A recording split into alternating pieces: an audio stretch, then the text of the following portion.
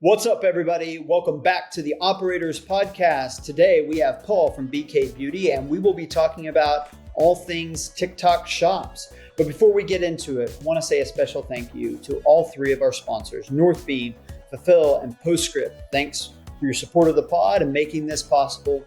Without further ado, into the show.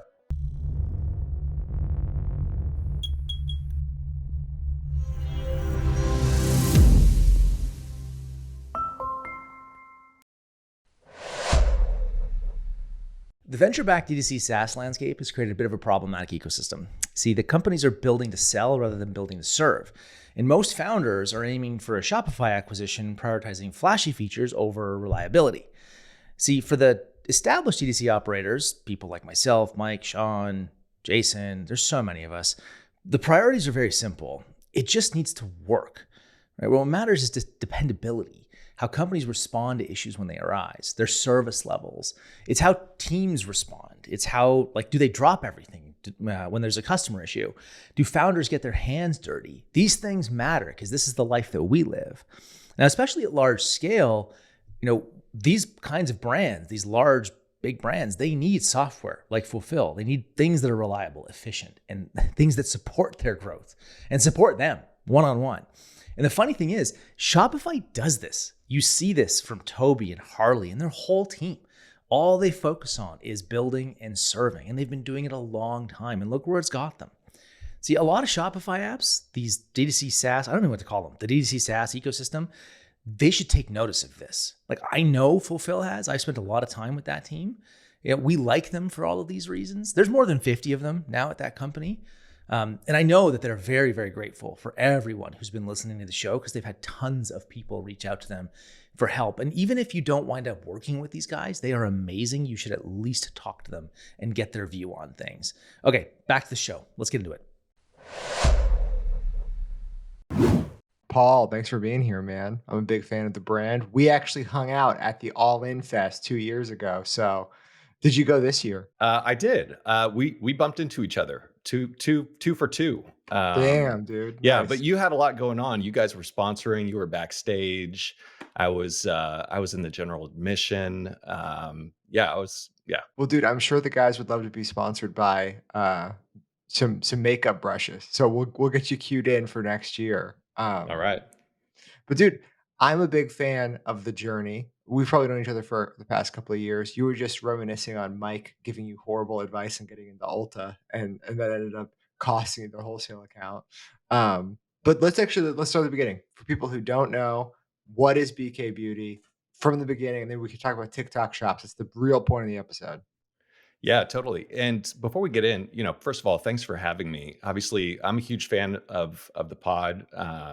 Sean, we've known each other for a couple of years. Mike, I've been following you and your journey, both you guys well before the pod. And what you guys are doing here is just incredible, not only for brands like me, but, all the ones that are listening right now. So, thank you for the invite. Some context about BK Beauty.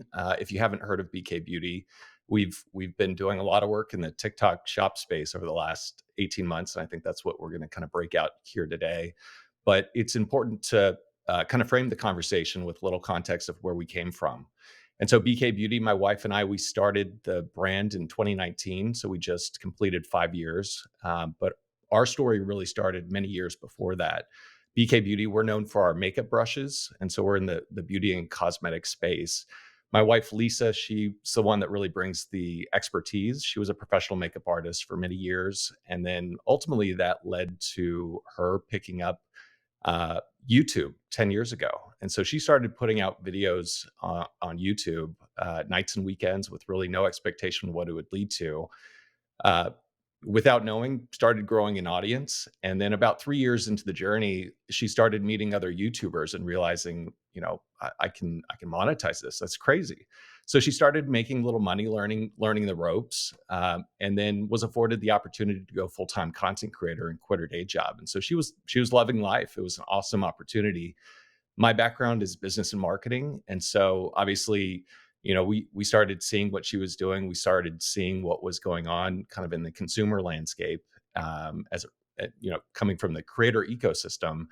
And we realized we had an opportunity on the table to develop our own brands, bring our own products to market. And so that's what we did. We came together, and for me, nights and weekends, just figuring out how to develop a consumer brand and bring that to market. And that's what we did. And so we launched 2019, end of 2019, coming out of YouTube.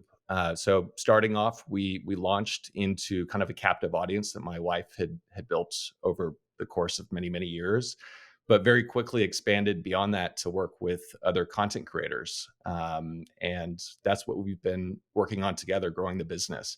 And so as we kind of get into TikTok and TikTok Shop that just came out of nowhere about 15 months ago, we saw what they packaged together, and it was effectively like what I had been waiting for 5 years. The playbook we had been running to get our brand off the ground and grow was, working within the creator ecosystem, a lot of product sampling supported by affiliate commissions, and that was the playbook we were running, mainly focused on YouTube.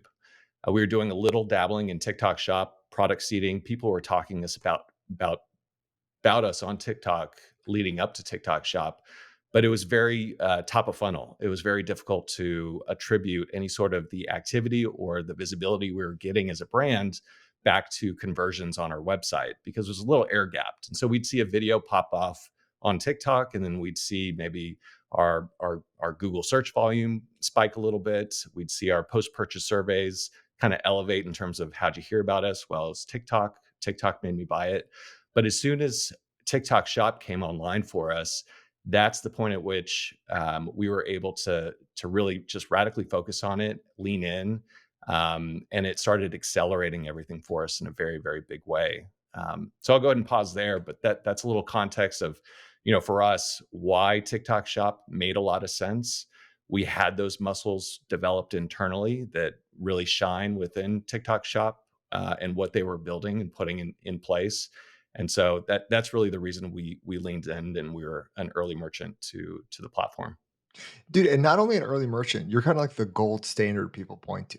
Like, if people want to talk about TikTok shops being successful, like, there's a handful of brands that they highlight. It's going to be Goalie. It's going to be, I think it's Rise Energy Drinks, and then it's BK Beauty. Those are like the three GMV monsters people talk about. So, the thing that excites me about the brand, very early in the creator economy, before that was a coined term, and like, Linus Tech Tips just did an interview with Colin and Samir, and he's talking about, like, people call what he sells merch, and he's like, no, it's a brand. He's like, we do product development, we do, from the ground up product launches. We don't just put logos on t-shirts. And you were probably one of the first instances of a creator building a brand and not just doing merch drops, right? Like, since then we've seen the Feastables of the world, the Emma Chamberlains of the world, BK Beauty and that same thing. Maybe the beauty industry has been earlier to that with Jeffree Star and whoever else, right? But still at the very early end of that trend, and that's what's exciting. Mike, anything you want to add to that? Well, I would echo that, a couple things that you said, because this is consistent with our experience.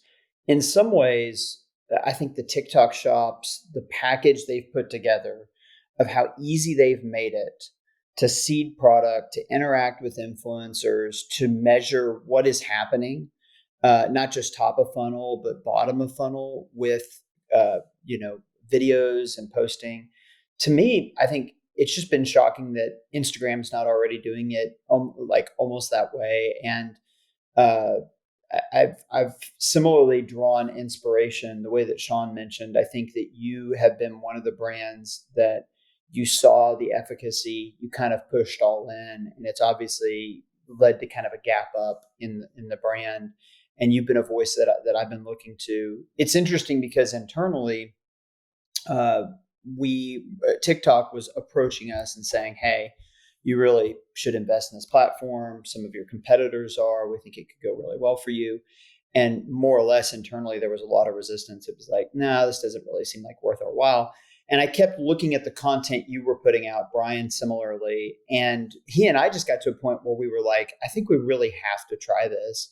And it was, our experience was very crazy. Like, we turned it on, and I think we had a $30,000 day within the first week that we were on. And it was like, oh, Okay, and we've had some six-figure days on TikTok shops since then. So it's been really interesting to see the emergence of that platform. One of the things we'll talk about on this episode is like, hey, is that platform going away? Is it staying? What does it mean?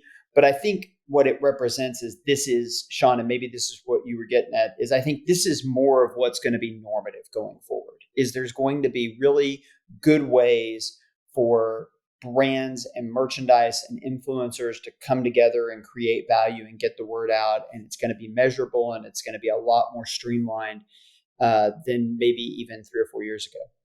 Yeah, and TikTok Shop ended up turning into like there's a lot of slop on the platform, and like I'm not going to pick on goalie, but there's a lot of brands at the high end of GMV that have turned it into a circus, right? Where like Yeah. there's mass gifting, there's mass like GMV prizes and games, and like there's 50 people live at any given point, all hawking goalie to each other, right? And if you end up, going down that path, that ends up being a horrible platform experience. I think BK Beauty is special because they haven't had to do that for the level of success, right? Like, we have another friend who's pretty successful on it. He thinks it's $100 million a year opportunity in 2025, and it like I said, the circus. Yeah, it's like there's a million people going live, and like all the claims that these people are making to try to get their GMV up. It's so bad. Where you guys just do like very pretty lives, really well produced with TikTok as a partner. So that's the reason why I'm excited for you as a partner. I'm more skeptical as a platform. Mike said $30,000 days. My biggest TikTok shop day ever was about $400. So I have not found a success on the platform. It could be price point. It could be our version of it. Just kind of falling apart. Like, it's not a male focused premium product. Who cares? All right, let's take a quick break and we're going to thank our sponsor, Postscript. Okay, here's what I want to talk about. There's been this trend in e-commerce where we're trying to get to like all-in-one solutions. So like SMS, email, everything's in one place. And I think there's a bunch of weird arguments for this.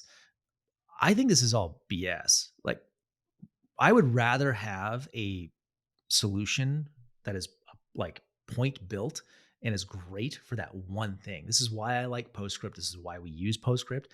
They do SMS. They do it really freaking well, right? And I hate to say I told you so, but a lot of brands have gone to like the all-in-one thing to try to integrate email and SMS, and they've just moved back. And they do it for a bunch of reasons. Oh, it's easier for attribution. It's easier on my marketing team to log into one place. I think that's all BS. Look, the reason we like Postscript is all they think about, they eat and breathe SMS, which means my team is constantly getting access to new features before anybody else. They're actually consulting with us and helping us get better at SMS. I think this like, email and SMS need to be integrated to make SMS more effective is a lie. The reality is most of us aren't sending enough email and most of us aren't sending enough SMS. So trying to like trigger one off the other is likely just a waste of time. And I don't know too many brands personally who can tell me straight faced that this has been a big benefit to them. So in my view and my experience, like the reason we like having Postscript as a sponsor is because we use it and it works really well. And the team is great. Their support's awesome. Their pricing is awesome. So that's my shout out to Postscript. It's wicked to have them as a sponsor for the pod. Let's get back to the show. But anyway, let's talk about the package that you guys are excited about. What actually is the power and beauty of TikTok shops? Why has it worked for you? I guess, Paul, kick it off. The guy with the most success here. What actually gets you excited about it? You guys talk about influencer seeding at scale. Yep. Is it just the subsidized shipping? Please let us know. Well, subsidies are great, so I'll gobble those up anytime they come my way. But outside of that, like what TikTok introduced, again, I mentioned that we were running this playbook when we started our brands 5 years ago, right? The exact same playbook. Back then, what we had to do to run that playbook was pull all of these pieces off the shelf and put them in motion. So affiliate program over here, tapped into a sub-affiliate network over there, that's kind of basically to support everything we're doing and then even product sampling and product seeding. There was a great deal of overhead in terms of the reach outs, the responses, shipping the product, and there was just this back and forth. And so there was just a lot of overhead and friction to run this playbook. I think what TikTok introduced was they took all the mechanics and those building blocks to run that playbook, and they put it under one roof in this closed loop system.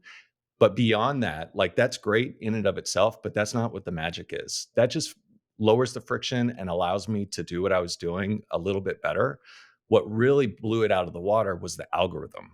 So TikTok has been always known for the place where things go viral, right? Before TikTok shops, it was dancing, memes, like it's the cultural wellspring of like everything that flows out and like impacts our lives, whether you're on TikTok or not, right? Like, you're impacted by it. And so when TikTok Shop came on, that algorithm now was able to key into transactional data that enabled commerce and products to start going viral. And so what we saw early on was we already had product out in the field in the hands of creators who were talking about us from day one, right? So we were well positioned. We had already done the hard work. And so when TikTok shops came online with all of those building blocks and allowed people to now transact in platform, and the algorithm is now seeing that data in real time and can react to it, the wave that it starts spinning up at like a very acute SKU level, like those SKUs will just take off. And like the first 3 months, like, was insane, like what we were seeing. I think the first 6 months, like, very good. And then it definitely kind of petered off, and we can kind of get to that kind of getting into the summer months. And it was very clear to me that, now TikTok over the last 5 months has been leaning into live streaming quite a bit, which is kind of a shift away. And so definitely with those changes in priorities over time, like, we definitely see the impact in terms of like what's working within the platform. But that's really what it is. It's just this virtuous cycle. And when you bring all of those building blocks under one roof in a closed loop system, it just accelerates everything. And that's the magic that we started seeing very early with TikTok shops. And so, like Mike mentioned, within the first week, seeing a sign of success that was just like, oh, there's something here. Like, we experienced that too, and we were very fortunate to like, it was like back August of last year, and so we're 15 months into this. Like, nobody knew what it was back then, and so like we saw this, we saw what they were building. They were like, basically saw that it was our playbook, and we are just like, okay, like, let's lean in. This is it. This is what I've been waiting for, like, from whether it was TikTok or YouTube or whatever, just some platform to facilitate this for me. That's what I was waiting for. And so we'll get into kind of the evolution over the last 15 months of what TikTok Shop went through. But at the core of it, like, that's it. Like, it's a closed loop system. It creates a virtuous cycle that incorporates at the heart of it content and creators, audience, and now commerce that can just kind of take off. And so that's really kind of what's at play. I just want to make two kind of like larger ecosystem observations. And one is, there's a lot of people that have been trying to solve this problem around the seeding and, like you said, Paul, just the logistics and the headaches of like, how do I do this? How do I organize like a throng of influencers? How do I measure? How do I attribute? And it's always made the most sense that one of the social media platforms would be the place where that gets aggregated and that value gets created. There's people trying to build softwares outside of them, but they're never going to have the data. They're never going to have, I think, as you mentioned, Paul, like, TikTok has their ability to put their finger on something. So as an example that we experienced, we did a brand amplification with TikTok. And it just so happened that on the day we did a brand amplification, we had a video go to 9 million views, right? Sure seems like a coincidence to me. Maybe it's just a happy, the universe winking at you coincidence, but I don't think so. Like, it's probably like that TikTok's able to say, well, this brand's amplifying with us today, and so we're going to kind of nudge one of their videos to go to that next level. And that's part of the reason why it was super successful. But I do think this kind of vertical integration that TikTok Shops has allowed, where it's like the influencers and the content and the distribution and the seeding and all that stuff is kind of in one stack, where somebody's able to kind of sit over it and organize it, makes a lot of sense. The other observation I would make here is that as much as we tend to want to view ourselves as leaders in things like e-commerce, in many ways, we're behind where the world is going. And social shopping is like if you go to Asia, like this is the thing. Social shopping is already a huge trend. These kind of live streams, more like QVC style stuff, that you're seeing really start to dominate with TikTok.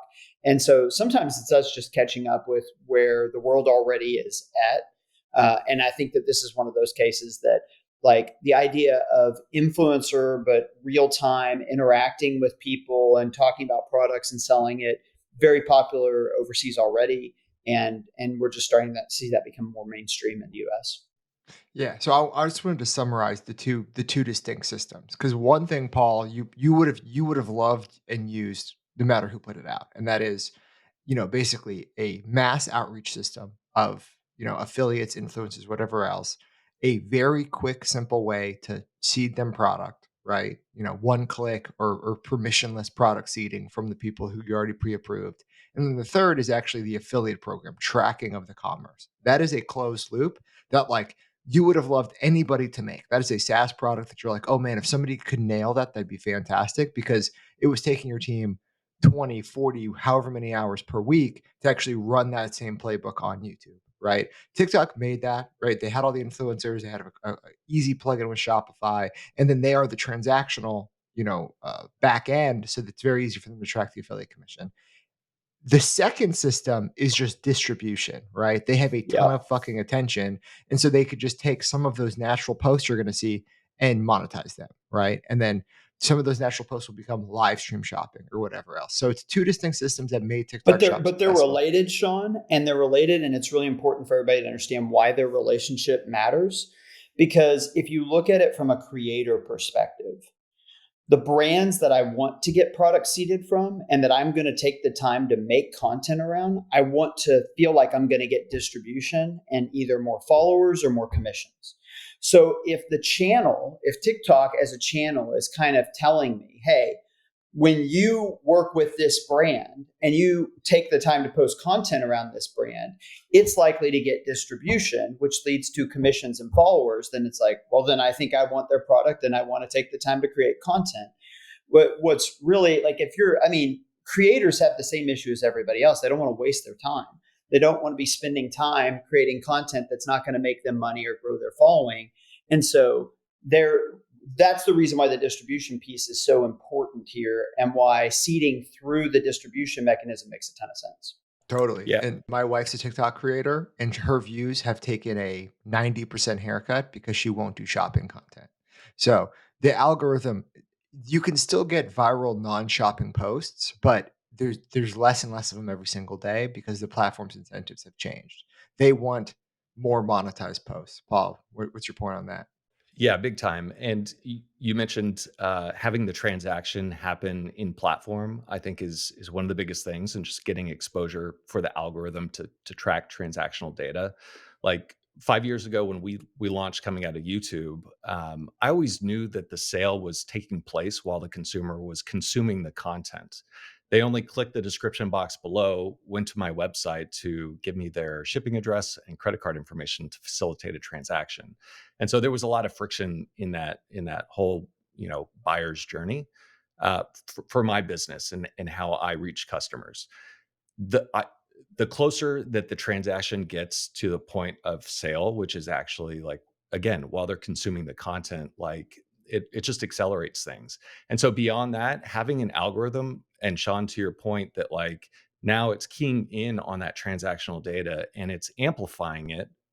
It's basically sending what's working and what's transacting, through the roof. The first 3 months of TikTok Shop, like, it was a different level. Like, it was crazy. Like, it was like, again, like, it was the lift we were seeing from, again, there weren't a lot of merchants on there. There weren't a lot of transactions happening. And so the algorithm was already, like, just lion hungry for transactional data. So anything that was popping off, like, it would just soar.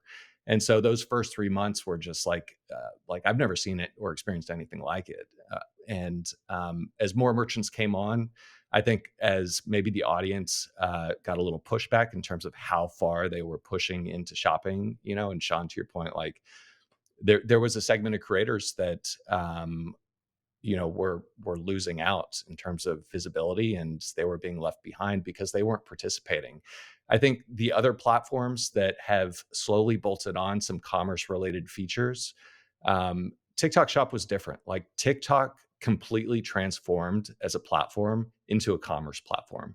Like it was no longer the TikTok you knew. Like it completely transformed, and to the point where like it was no longer competing with YouTube or Instagram. It was now competing with Amazon. Every single employee and team member I interfaced and continue to interface with from the TikTok team from day one, the only competitor that they had their eyes on was Amazon.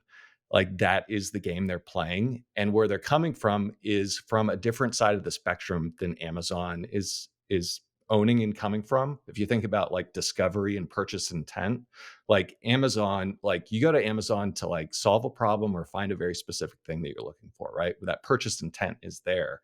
Whereas TikTok, like now with TikTok Shop, like the discovery element is there. And so it is being kind of fed to you algorithmically.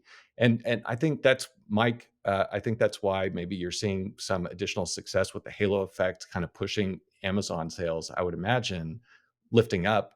There's definitely a big segment of consumers that they'll never buy from TikTok Shop. They're skeptical, but there's a lot of trust built up over time with Amazon and purchasing from a consumer standpoint on Amazon. But the product discovery side of that equation, like that is what happens on TikTok extremely, extremely well. Totally. In some ways, it's proven to us, Paul. We know there's softwares like House out there. We know that when you get a lot of amplification around a product or a SKU, and you're omni-channel, that demand is going to get distributed across a lot of different kind of ways for people to buy. What we were really having trouble with is measuring that. And TikTok's actually provided some pretty fantastic tests, because we'll have a SKU that's just kind of a random SKU, just totally pop off and kind of, go crazy. And we'll be able to have like a really good baseline on, okay, here's how much it was selling a day, and then here's the pop. And we can see that across different channels. And to your point, I don't think we've ever seen TikTok be the primary channel in terms of sales.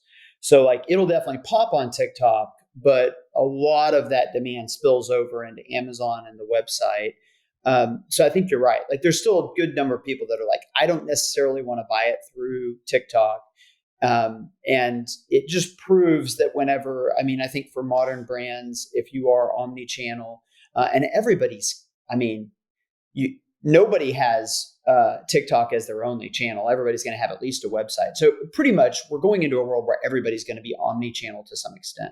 Now that might just be digital channels. In our case, we've got physical channels as well, but everybody's going to be omni-channel. And so this question of attribution and how exposure leads to sales is going to become more and more important to everybody. But it's been pretty fantastic to watch. So we've learned a lot about the spillover effects in other channels.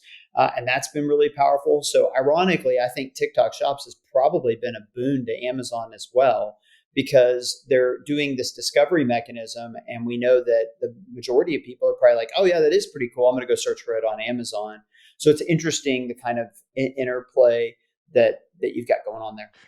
Yeah, if TikTok truly does get banned, which we'll talk in the last 10 minutes of the show about, Amazon is like the most likely suitor. I think they basically fire sale Twitch, which is a live streaming network that is a dumpster fire of an asset for them, and they would go all in on trying to acquire, TikTok, and we'll see if Trump lets them do it. We absolutely use Northbeam, and me specifically, every day. I'm constantly in there building out reports. And I remember when we brought it on a couple years ago, and I got to meet Austin, who is the founder, and he is fabulous. And he was selling me on the idea of, not using in-platform and really using a separate platform as like our source of truth, which is what we needed. And it has been a deal breaker for us. It's helped us scale in areas and on platforms that we didn't even, weren't getting a good read on. And it's helped us optimize for our channels that we really had a lot of high spend on. And their team is great. My favorite part is taking the calls with them where they, dive deep into the insights, and they've always got really great information for us. So yeah, I love Northbeam. We wouldn't be where we're at today without them. Paul, the first 3 months versus the last 3 months, you've talked about this 15, 18 months journey, the first 3 months being insane. You've shared some of that publicly, $1 million months out of nowhere, being the best selling product on TikTok. And then what has the last 3 months been like? And do you still have, do you still believe in the platform itself, or just more of social shopping coming across new channels? Yeah, so the first 3 months, just the ramp was just insane. I think subsidies were at a peak, and when you think about subsidies and the way that TikTok Shop came on the scene, just so hot and heavy, and it was there. We're going big. We're going to make this work. The subsidies conditioned buyers to give it a go. Um, and what do subsidies do? Like subsidies came in the form of platform supported discounting and shipping subsidies. So consumers were getting free shipping. That was going towards the brands, basically in my pocket to help support the shipping, because we were shipping everything out of our warehouses, and customers were getting a discount. On top of that, brands were offering discounts as well. I mean, we were getting into kind of peak holiday last year, and so we were kind of mirroring what we were doing on our .com, and then TikTok's layering in additional sales. And so what that does is it just increases the conversion rate. And so again, during that period, like it was just like rates were going through the roofs. Influencers and creators are now able to see the impact and getting that lift. Again, like they are getting juiced up just as much as the brands are. And so they're getting excited. They're being conditioned to post more about the actual products that are converting.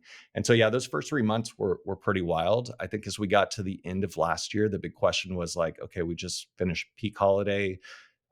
There's signs that the subsidies are going away. The training wheels are going to start coming off, and getting into beginning of this year in January, it kept going. And so we found that same run and trajectory was sustained through January, February, and March, and then after that, once we got into April, it started kind of plateauing out in terms of, again, our playbook is working with creators and supported by affiliate sales and basically affiliate within the platform. When we got to the summer months, it did start to dry off, and then in terms of the trajectory, so it kind of plateaued over. And then I'd say the last 3 months definitely kind of started slipping in terms of the volume. And so this year, TikTok Shop made up 25% of our total business. Last month, November, kind of peak holiday this year, it accounted for 17%. And so what we found over the last 3 months, really for us, the last 5 months, live streaming was it was very clear that TikTok is trying to get live streaming to work, live selling within the platform here in the United States. They were leaning in very heavily, and so we started leaning in too. I found that we've always been, put in a good position whenever we kind of align with where the platforms are heading. And so we leaned in, and it started working pretty well. And so we were doing these long format 8-hour live streams. They were generating 6 figures in sales, each one of them. We were feeling good about that. But the problem with live streamings is if you're not live, you're not selling. And so it's just a finite point in time. There's a lot of overhead required in maintaining that course over time.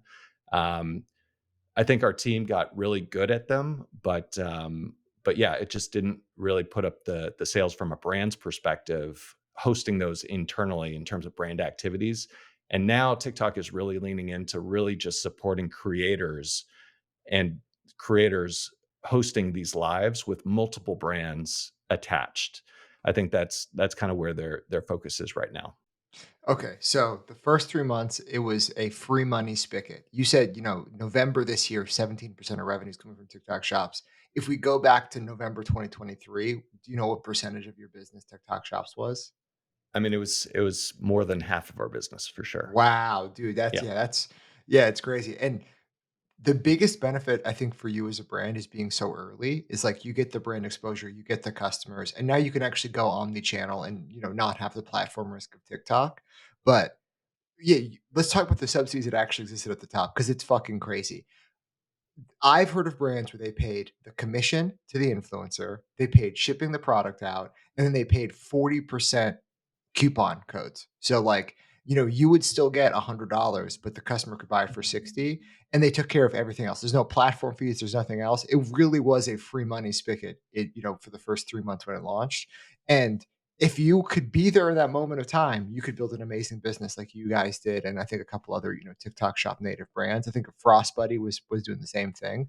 Um, but as the platform matures, obviously free money goes away or people rush in to take advantage of the free money. And I think we're at a point now where they actually have platform level fees for selling. Like you're obviously going to pay your own commissions. Maybe they'll do free shipping subsidies.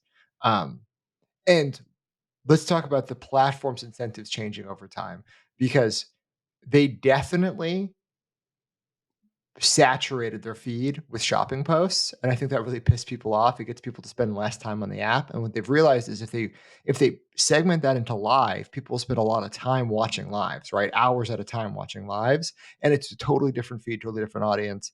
But yeah, you just said you would run 8 hours lives. Like, dude, SNL takes a team of fucking 300 people to do an hour once a week, right? Like to do an 8 hour live, that is exhausting, man. So I think it does make sense that one creator or a creator warehouse of people would end up doing it and, bringing in multiple brands for that. So how do And you is feel? this a place? Is this a place where AI starts to matter? Like, listen, the voice and video of AI is going to be exceptional in a couple of years, and so it's prohibitively expensive to have talent 24/7 talking about your product, but it's not prohibitively expensive. It's interesting. Like, I'll get on YouTube or TikTok and I'll see these videos where it's obviously a computer generated voice. And I'm like, how does anybody listen to any of this stuff? But then it's just kind of normative. People, anyway, so that might be part of the answer here, Sean, is that like you, your brand is picking out personas that aren't actual people, but that are pushing the message that you want to push. And that's how you're able to kind of have the live shopping feel, but without the crazy overhead. Dude, talk about dead internet theory. It's going to be an AI robot selling products to bots in chat, and people are just going to stumble in and they get tricked. That sounds like social security scams at scale. But Paul, thanks for sharing that journey because I think that kind of maps with what everyone's seeing. TikTok Shops is an amazing success, and I think they posted $100 million in GMV on Black Friday, which is awesome, right? Like for a platform of that size and scale to come out of nowhere is amazing. I think Shopify, as if you think about them as a platform, all the brands on there, it's about 30 times bigger. So I think TikTok Shop still has a lot of room to scale, but it is you're at the whims of a platform and they're changing fast. Before we talk about the ban, I want to talk about YouTube shopping because they've rolled that out very aggressively with a bunch of subsidies. And do you think that's going to be the next frontier? Do you think it has the same legs to it, or are you skeptical? I love YouTube. That's kind of home base for us. Is where we kind of started. And yeah, and so for us, what I'm optimistic about is just kind of what TikTok was able to do in terms of like realigning platforms trajectory and kind of where they're focused. And we've seen, with TikTok shops rolling out, creator centric features that are enabling commerce within the platform. I think that they are taking their time to kind of do it thoughtfully, stepping through it piece by piece. They brought on affiliate commissions here recently, product tagging. And I think going into next year, we're going to see a lot more functionality come online. But yeah, I'm super, super excited about YouTube shopping. I hope next year also Meta kind of comes to the table with additional support and features. Yeah, all of those are good things. Yeah. Yeah, we had really big success with like Facebook Shops when it launched, right? And they would basically take a percentage of your ad revenue and push it to Facebook Shopping. And we were doing $100,000 days on Facebook Shops, and it was very much ad supported, but they kind of pulled back that whole program. Like they're not really launching it, but we are part of the YouTube affiliate beta, and just like you, Paul, we're more YouTube native. Marquez is a co-owner of the business. Like I have right now 6 YouTube tabs open, so like that's where I'm spending most of my time. And last week we generated 15 million views off their affiliate program. We drove 7,000 clicks. We did $12,000 in revenue. It doesn't sound like a lot, but my TikTok shop revenue in that same time period was probably $12. So I'm pretty bullish on it as a platform, and I would love to see Meta embrace this as well. And all right, Mike, Can I make Paul. one meta point about just you said it, Paul, but like everybody listening to this, listen to what I'm saying. There will always be a trendy thing that is unsustainable for one reason or another. In this case, as Paul mentioned, there were massive subsidies with TikTok. And yes, when there are huge subsidies, like it's going to be great. The economics are going to be great. But you should always be cautious about how much you build your business on anything that has an unsustainable dynamic, because there is just a countdown timer until that subsidy or that loophole or that arbitrage is going to close. And so like you definitely see people in the e-commerce space that are trying to kind of hop from hack or arbitrage to arbitrage. And it's like, you just can't build enterprise value that way. You can use those things as like a short-term tailwind to kind of level up your brand, but they're not sustainable. And so anyway, I see this kind of stuff all the time. And Paul, I think you guys are a good example of like you used the arbitrage while it was there, you leveled up as a brand, and now you've got a sustainable thing, and the subsidies went away and it didn't crush your brand. But sadly, most people, that's not the case. They build things around short term, and then when they go away, they're done. And so, and this can be subsidies, but this can also be, like we've all read horror stories of people who built their entire business on Facebook and its algorithm, and then the algorithm changes or whatever, and it's like, oh, we're done. So everybody listening to this, that's the posture you want to have. You want to have a posture of, I'm going to do things that I think could be still working this way 5 years from now, 10 years from now. And then, when I see an opportunity, I'm going to take it, but I'm not going to expect it to persist. Dude, and that's, Paul, I know you play poker. That is taking some chips off the table, right? Or not pushing your hand all in every single time, right? Like you built an awesome chip pile up off of TikTok shops, and a lot of people got wrecked being like, I'm doubling down. And that's not even with the risk that it gets banned. What it's very similar to is Section 321, right? Like, yes, the day before Christmas, Mexico decides to ban apparel imports for Section 321. We have friends who have containers stuck that are headed to Mexico. Where the fuck do they put them? If they have no U.S. warehousing space, it's a panic, right?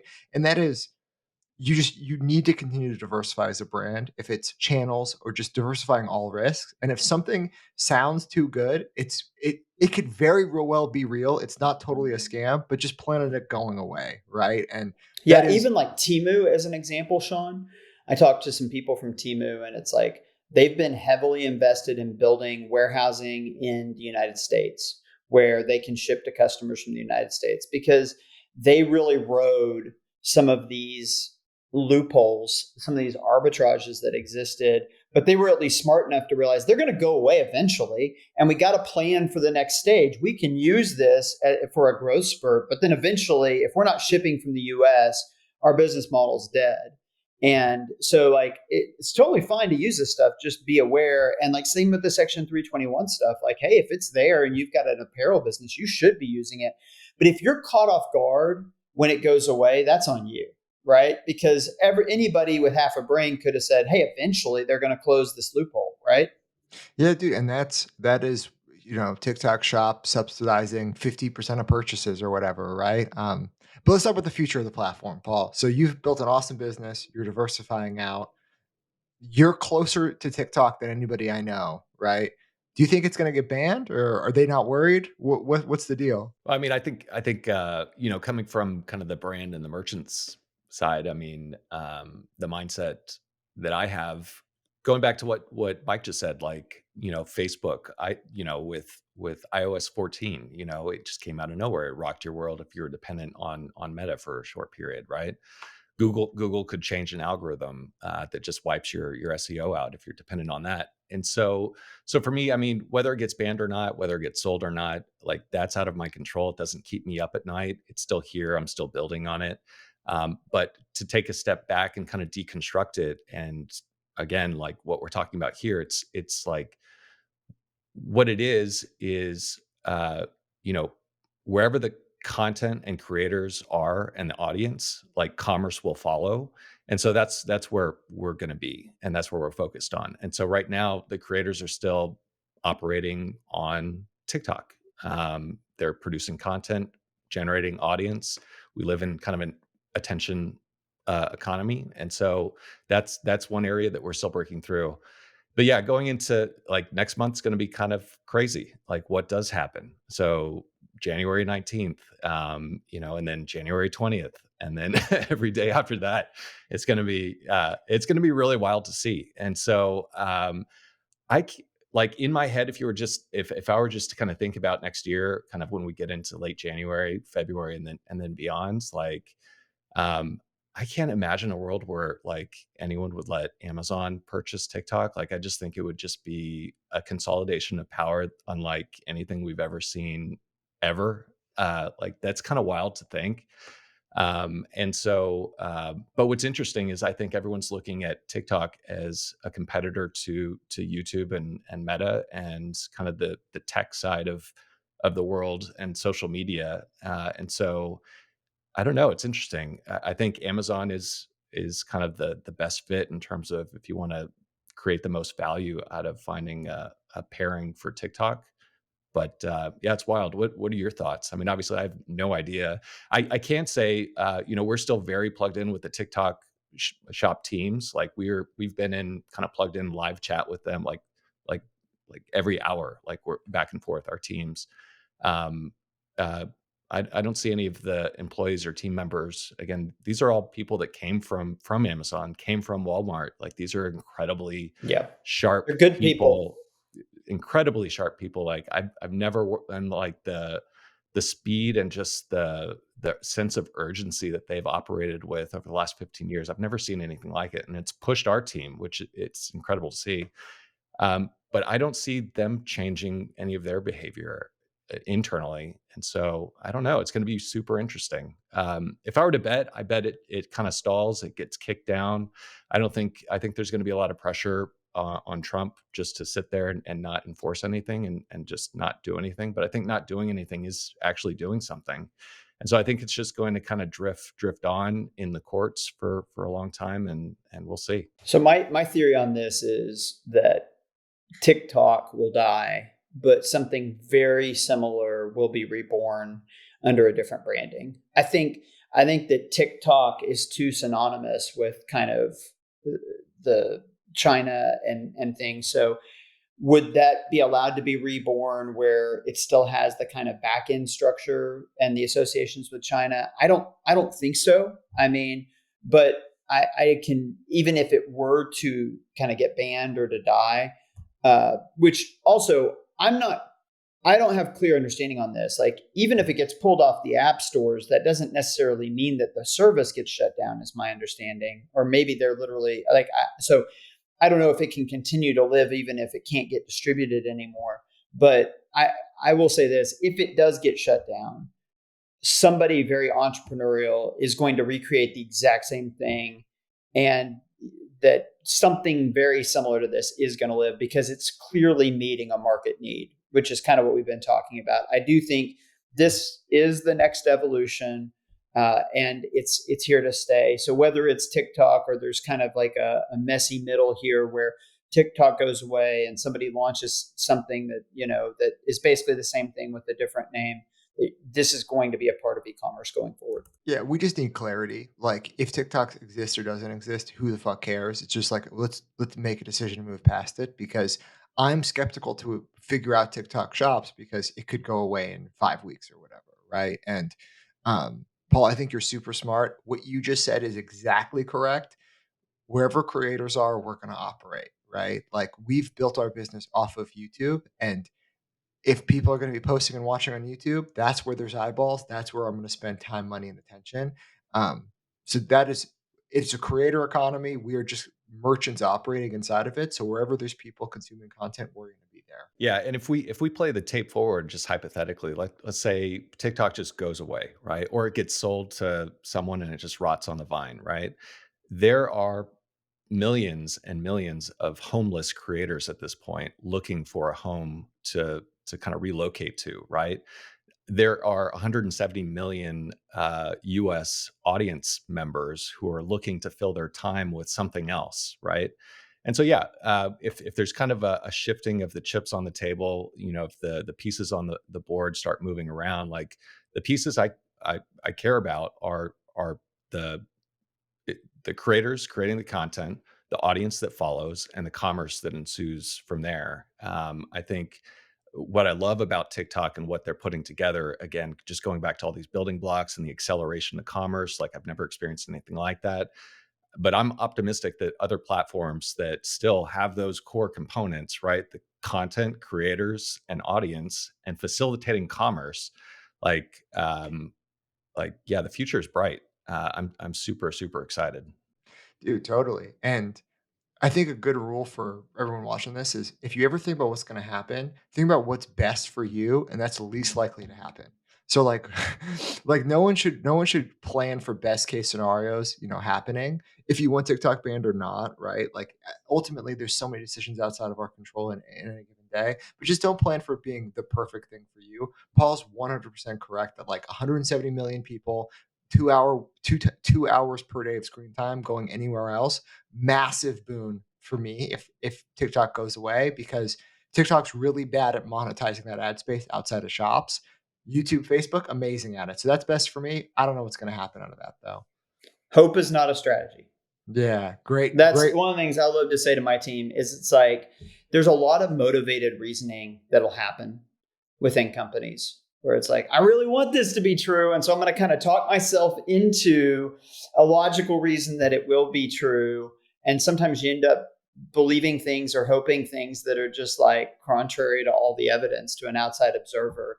I mean, Trump's a China hawk and Elon just helped Trump get elected. So the most likely thing is this goes away, right? Like that is clearly the most likely thing. Just if you knew nothing about anything, you'd be like, well, oh, okay, Trump's going to help Elon grow his thing and he's going to be anti-China. But what we're saying here is the market has clearly identified that this is, I mean, listen, if TikTok gets banned, you should go on ChatGPT or Perplexity or one of these things, and you should just say, hey, every 30 minutes, spin up a TikTok clone under a different name and put it on the App Store and wait till something catches. Like somebody's going to create the alternative, and it's going to, like you said, Paul, you're going to have a bunch of people displaced from one thing to the other. But this is here to stay. And if you're listening to this episode, it's important that you're figuring out how are you incorporating this into your brand. And I think that one of the ways that I'm thinking about it is we've talked about this before on the pod, but you have people that are W-2s that work for your company, but really any consumer brand, you've got this large cloud of people that don't necessarily work for your company, but have economic interests tied to your company. So if you have manufacturing that you don't own, like those are people that don't technically work for you, but they kind of work for you, like they're in this cloud of economic, aligned interest. You have partners like your 3PL, you have agents that'll help you sell to mass retailers, you have all these different parties. And I think increasingly brands are going to understand like, hey, we have to have a lot of creators in that kind of cloud of economically interested parties, that even if I'm not paying them a paycheck, they win when my brand wins. And that part of building a big consumer brand is that you have a really high quality, large cloud of these people that are helping you to win. That is an awesome summary of that. I've never heard that described. That's awesome. The cloud of economic interest. What happens to TikTok? Yeah, dude. I mean, it could become Vine too. There's obviously a bunch of, there's the Magnificent Seven or whatever you want to call it nowadays. They'd love to buy it. Walmart would love to buy it. Who has the political will, power, and clout to get it done? Nobody knows. Will they let a forced sale happen? That's another thing. Is that seems like a act of war sometimes. So, dude, we'll watch it play out. That's not for us to solve. We got to build and sell widgets to people, and we got to make sure we get those widgets in people's hands as efficiently as possible. So, Paul, thanks for being here, following the journey. Keep posting. Everyone, please follow Paul. Anything else you want to plug, dude? Love you guys. I appreciate it. This is, we only have a couple more days left in the year, and this is a great way for me to cap it off. I appreciate the invite.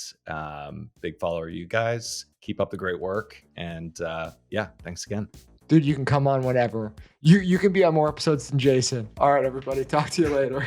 You made it. An amazing episode of the Operators Podcast. Thank you for being here. Thank you for listening. Thank you for subscribing to the newsletter. Thank you to Fulfill, the best sponsor on earth. Northbeam, Postscript.